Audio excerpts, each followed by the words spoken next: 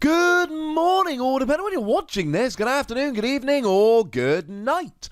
My name is Ross, and as always told, out of Voice of Radio. So today, we are continuing our look at the complete history of the Pokemon trading card game by looking at the Gym Heroes expansion. Yeah, that's right. We're doing 2 episodes in one weekend. People asked for it. We're in a bit of a slower news cycle, so I figured, we missed one early on when we were in a faster news cycle. Seems only fair. Although please do remember to keep spamming that like button, ladies and gentlemen, because no matter what the views do on this, if the feedback I keep getting is awesome and you guys keep spamming that like button, I'm going to keep doing these videos because there are some of you out there that really seem to want to keep seeing them. And I wouldn't want to upset you now, would I? Now, Gym Heroes was part of 2 expansions. We had Gym Heroes and we had Gym Challenge, and they didn't quite make a set per se, but there were some similarities between them. It also got quite awkward with what was going on in Japan. Because over in Japan, they had Gym 1 and Gym 2, and Gym 1 only featured Brock, Misty, Lieutenant Surge, and Erica. Which meant that if we'd copied them, we weren't actually gonna have very many types in our set. And we wouldn't get the type coverage we usually get. So what happened is that essentially Wizards moved things around a bit. They brought in some cards a little bit earlier. They brought in some Gym 2 into Gym Heroes to even things up a little bit. But that does mean this is the first set where our set list and Japan's set list do tend to deviate quite a bit. But we also ended up with some weird rares. Take, for instance, Brock's Zubat or Misty's Tentacool. They're not particularly good cards, and they're the kind of Pokemon we would expect to come along as commons, and yet they are rare cards in the set. Well, essentially, according to Bulbapedia, what happened was that in Japan they had theme decks. And in those theme decks, they had a number of exclusive cards. Well, as you've probably gathered from my previous history videos, that's not what we did outside of Japan. We didn't have exclusive cards in theme decks. Pokemon have resisted that. Other card games haven't, but Pokemon really have. So Wizards had this big, because remember Wizards still made the game back then. Wizards had this decision to make of what to do with the cards. They made them rares. People were not happy. I mean, imagine being a kid, right? You go and buy one booster pack, because as kids we bought them one at a time. And you open up Brock Zubat. It's bad enough you got to run into Zubat every time you enter a cave. Now you've got to pull one as your rare. Yeah, people weren't happy, ladies and gentlemen. Now, we changed this for Gym Challenge, where essentially what Wizards did was looked at the playability of the card to determine its rarity, like they would for every other card, but in this one set, it was a little bit different. Weirdly enough, this set also had a strategy guide. Apparently it was a bit of a thing back then. Again, I would love to get my hands on this guide. I need to see if it's for sale anywhere. If anyone knows where it's for sale vaguely cheap, pop it in the comments. I'd love to see it. And there was one Pokemon that was a little bit special in this set. It was Blaine's Moltres, the very first card in the set. Anyone see on the face of it what's different about Blaine's Moltres? It is the first card we'd ever had that took 5 energy to attack. You'll notice I've had to arrange the energy differently. Compare it to Snorlax, for instance, one of the 4 energy Pokemon that we'd had previously. Now, to be fair, it did 90 damage, which was phenomenal. But if you flip tails, you shuffle Blaine's Moltres and all your 5 energy back into your deck. Yeah, let's say, ladies and gentlemen, that it didn't set the format alight, pun intended, because it was just too expensive. Cool, but far too expensive. And it was actually because of these theme deck cards in Japan, it was the very first time we'd ever seen the same Pokemon getting 2 prints in the same set. So I mentioned that Brock Zubat was a rare. Well, Brock Zubat also came along as a common card in the same set. And I mentioned that Misty's Tentacool was a rare. Well, Misty's Tentacool also came along as an uncommon in the same set. So we never had this before. We'd had Pokemon like Electrode, I mentioned in the previous video. By the time we got to Team Rocket, Electrode had actually had 3 prints. But they were at least all in different sets. The one from the base set, incidentally, by far the best of the 3. Well, this was the first time we'd ever had multiple prints of the same Pokemon in the same set. Now, we did have a pre-release promo. It was Misty Xerath. And that Top Deck magazine I mentioned to you earlier actually brought us a lovely Misty Psyduck promo. I miss that magazine so much. Now, the other cool thing about Gym Heroes was that we actually went back to having 4 theme decks. We'd been at 2 mostly. Here we had 4. Yay! And they probably shouldn't surprise you that they were just based around those 4 gym leaders I told you about that were very much the focus in Japan. We had Brock, Misty, Lieutenant Surge, and Erica. So going one by one, we do of course expect to have 1 holo rare per theme deck. In Brock, shockingly enough a deck based around fighting Pokemon, we got a holo version of Brock's Rhydon, a bunch of Brock's cards, and of course we had a rare. We had 1 copy of Brock. We also had a couple copies of Brock's training method and a copy of Pewter City Gym, which is, of course, Brock's hometown gym. Moving into Misty's theme deck, the holo rare that we got was Misty's Tentacle. We also got a copy of the rare Misty, and we got a copy of Cerulean City Gym. Moving into Lieutenant Surge, our holo rare was Lieutenant Surge's Magneton. Yes, don't worry, we got 4 Lieutenant Surge's Pikachu. We also got a copy of Lieutenant Surge, and we got Vermilion City Gym, as well as Secret Mission. Very much a Lieutenant Surge themed card. And moving into Erica, we got a holo version of Erica's Vileplume. We of course got a copy of Erica, a copy of Erica's Perfume, and a Celadon City Gym. And actually looking back on it, Misty kind of got, well, a little bit left out here. Because Misty got her Pokemon, her card, and her gym, but there was no extra card like the other 3 got, so, you know, little bit sad. These theme decks, however, are far more themed than they were previously. You know, in the Misty's one, every Pokemon is Misty something. Also, should shout out, Misty's did get 2 copies of energy removal, so don't be too sad for her. The point is, these were great theme decks, and they're not the cheapest ones at the moment, but if you can find yourself a copy of any of these, even remotely cheap, do go for it. These are pretty gosh darned awesome. Now, in terms of best cards, this was a set that brought in the Rocket's Trap.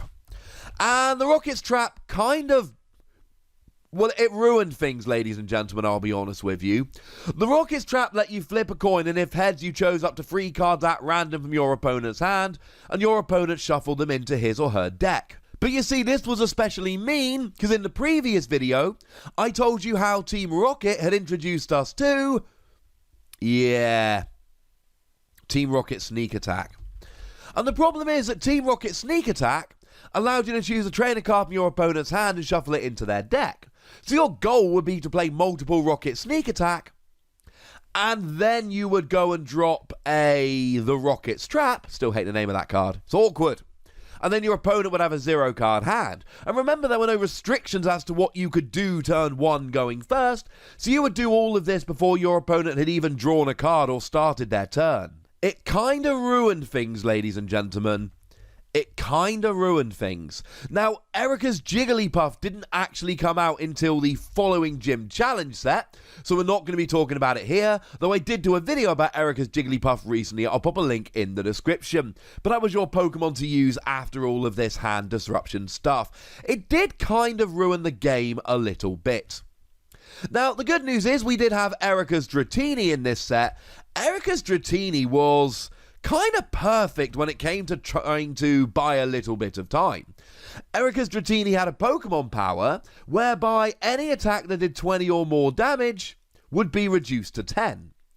I.e., you could only ever do 10 damage to Erica's Dratini. You had to 4-hit KO it. It was a great tech against stuff like Erica's Jigglypuff when that was legal, but moreover, it was just a great Pokemon to whack in the active and go, hi, you can have a prize. once you've attacked this 4 times. Also, because it was kind of a dragon Pokemon back then, though dragon didn't exist in the TCG, no weakness, but a resistance to Psychic. That seems a little bit unfair, doesn't it? Never mind. Misty Xerath was a very, very nice card back then. It was a very, very aggressive card. What Misty Xerath allowed you to do was look at the top 7 cards of your deck, put 2 in your hand, and discard the rest. An extremely aggressive trainer card that really did speed up a bunch of decks. But we also got No Removal Gym. No Removal Gym was great. No Removal Gym was a stadium, and it basically said a player must discard 2 cards from his or her hand in order to play an energy removal or super energy removal card. And these were 2 of the very best, very most annoying cards in the game. They removed your energy. They kind of ruined the game a little bit as well. Now, to be fair, it didn't actually prevent removal, so No Removal Gym might be a little bit sad, although I do love that the gym is just a bunch of chairs and a sign on the wall with a very small no symbol not going around the whole image. Anyway, I digress. My point is that it didn't get rid of those cards, but it made them significantly more awkward to play. We also got ourselves Tickling Machine. Tickling Machine was a very nice trainer card, which led to kind of the original mill decks. What happened was you flipped a coin. If heads, your opponent set aside all the cards in his or her hand face down. Nobody may look at these cards. At the end of your opponent's next turn, your opponent puts them back in his or her hand. But if tails, your turn ends immediately and you don't get to attack. It was a way of getting rid of your opponent's entire hand. Only for a turn, admittedly, but it still got rid of your opponent's entire hand, and that was pretty gosh darned lovely, because that slowed your opponent down immensely. It was a very annoying card to a lot of people. Now, Erica was a very, very nice card back then, and Erica was a weird kind of card, right? Erica said that you may draw up to 3 cards, and then your opponent may draw up to 3 cards. It was a very aggressive draw card. I mean, remember back then we had Bill that was just a straight draw 2. This let you draw 3, but you had to let your opponent draw 3 at the same time. But you would also play this in mill decks where you would go, look, I'm drawing 3 cards. You can draw 3 if you want, but my entire goal is to run you out of cards. So either you don't draw cards, and I'm just getting a draw 3 with no downside, or you do draw cards, and then I'm getting closer to milling you out. That's fine by me. And the last card I want to call out, or should I say recall out, is Recall. Recall was fun, and we've seen the mechanic of Recall many times since. We see it nowadays in things like Memory Energy, for instance. It let you use the attacks of a previous evolution of one of your Pokemon. For your attack this turn, your active Pokemon can use any attack from its basic Pokemon or any evolution card attached to it, though you still have to pay for it. And this was Gyarados. This was Gyarados all over. Because you see, base set Magikarp had the attack Flail for 1 water energy that did 10 damage for each damage counter on Magikarp. But Magikarp only had 30 HP. But Gyarados had 100 HP. So you could potentially hit 90 for a single energy. Incidentally, Rainbow Energy here was awesome, because taking that extra 10 damage meant that you did an extra 10 damage using Flail. Make no mistake about it, that was a very, very good thing indeed. And it's very interesting to note that later on in the game, they actually did print a Gyarados, the one from Mysterious Treasures, that did have a Pokebody, as it was then called, that let it use the attacks of a previous evolution. And would you believe it, at the time that that was legal, there was a Magikarp in the same set, even, that had Flail. Although for a colourless energy this time. And fun fact, that was one of the very, very first Pokemon decks, maybe even the first Pokemon deck, that I ever made when I started playing the game. Fun times. Got a lot of love for that Gyarados. Now, in terms of decks, there are a couple that I do want to point out a little bit here. One we should mention straight away is Gyarados. I don't have a huge amount to add. You used Gyarados with Recall on Magikarp to flail for big damage. Obviously, Rainbow Energy was pretty big, and you would use cards like Chansey, huge HP, or Electabuzz, can paralyze your opponent for a single energy, just to give yourself time to set up in the early game, because of course you had 30 HP Magikarp, and it had a weakness to lightning, so cards like the aforementioned Electabuzz, or Hitmonchan, or literally anything that did damage, because plus power was legal back then, could KO a lone Magikarp extremely easily, so you needed to buy yourself a bit of time to get set up. Snorlax Dark Vileplume was a deck that I mentioned in my previous video, because Dark Vileplume came out in Team Rocket, but it was a deck that got significantly better with the release of this set, because we just had better ways to actually set it up. Misty Xerath became a phenomenal card, and Erica became a phenomenal card. They were just aggressive draw cards, and it really was as simple as that. They were trainer cards that let us draw a bit more easily and a bit more quickly, and it helped us out massively. The one real new deck other than Gyarados I want to shout out here was Moltres. Now again, the Moltres here wasn't new. The Moltres came along in Fossil, but this was a set that really made the Moltres viable. Wildfire for a minimum 1 fire energy let you discard any number of fire energy attached to Moltres, and then discard that many cards from the top of your opponent's deck. It's fun to note that we've actually had a Moltres released extremely recently, the one from Team Up, i.e. released in 2019, which essentially had the same attack, though Moltres discarded all fire energy, whereas old Moltres, you chose how many to discard. Now, Tickling Machine was great here because you could basically make your opponent set aside their hand. If they can't use their hand, they can't really do very much, and you can continue milling. And Imposter Professor Oak became awesome here because, well, it was an Imposter Professor Oak. Your opponent shuffled his or her hand into his or her deck, and then drew 7 cards. So you could sit there milling while your opponent just had no hand. And between Tickling Machine and Imposter Professor Oak, they would often have no hand. Don't forget, back then we did have Item Finder, which was very nice at reusing these kinds of cards. And generally the only other Pokemon you'd really play in this deck, the important ones, were Chansey and Kangaskhan, i.e. the big basic boys and girls, just to be able to buy yourself some time, wreck your opponent. It was fun.